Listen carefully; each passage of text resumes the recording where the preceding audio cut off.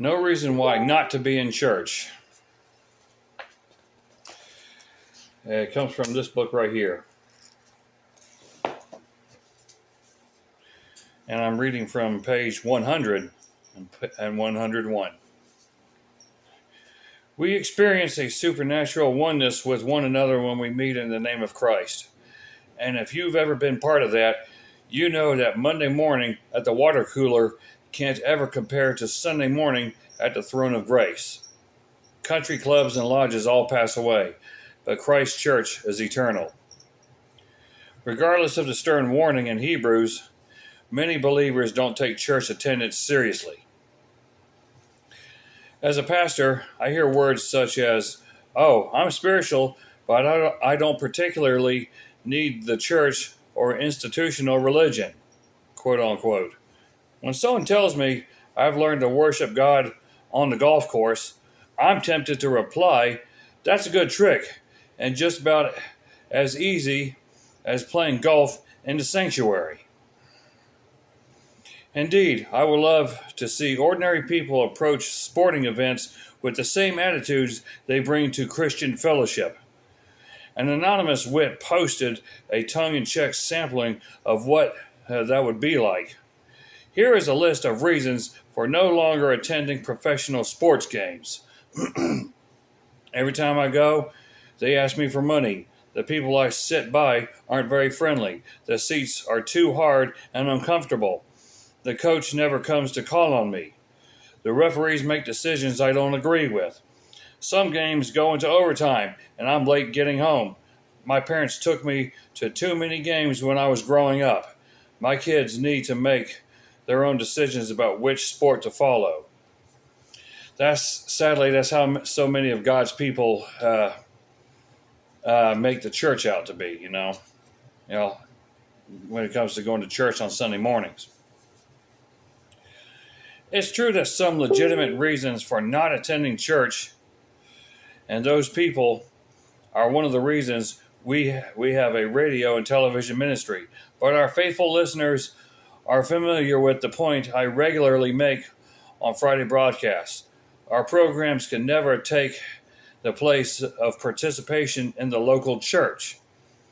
The church is an up-close and personal thing. Accept no substitutes. We must not forsake our assembling together. We need public connectivity. Excuse me. And let me read that list again because I like how he says it, because so many of God's people, just like how that one person say, reasons why not to go to a ball game. Well, that's how so many Christian people treat the church. They give those exact reasons. If you give those same reasons for church, then maybe you should give those same reasons not to go to any sports events. Let me read that list again. I don't think Dr. David Jeremiah is being sarcastic, and when he points this out, even though this what says right here in this book, it hits pretty hard. So let me read that list again. So many Christian, here's the reasons, here's the excuses that God's people for not going to church. Every time I go, they ask for money. Well, where does their budget come in? They don't get paid by the government.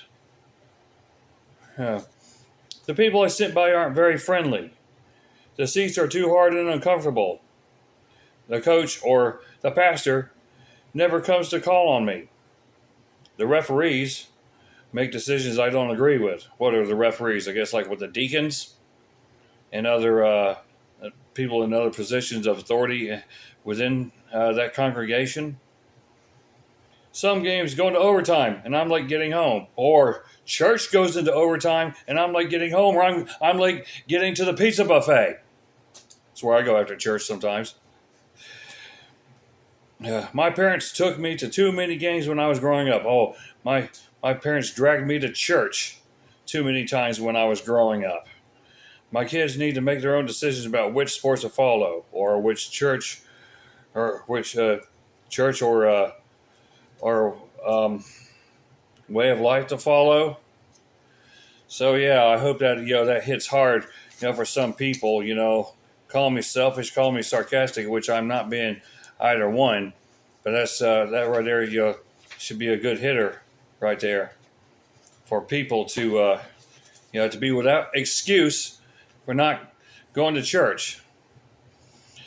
On Sunday mornings, there is no, or should I say, there's a lot of God's people just want to stay in bed. You want to go to the church of Saint Mattress?